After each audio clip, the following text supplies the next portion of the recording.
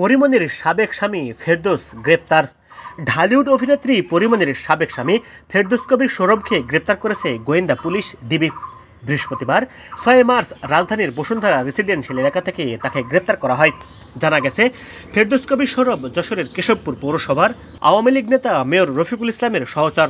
তিনি সাবেক এমপি শাহিন চাকলাদার গ্রুপের লোক ছিলেন। পরিমণির সঙ্গে 2012 সালের 28 এপ্রিল বিয়ে হয় ফেরদৌসের। দেনমোহর ছিল 1 লাখ টাকা। বিয়ের 2 বছর পর থেকে পরিমণির সঙ্গে দূরত্ব সৃষ্টি হয় তার। তিনি কেশবপুর পৌরসভার সাবেক নারী কাউন্সিলর শাহানা কবির ফাতেমার ছেলে।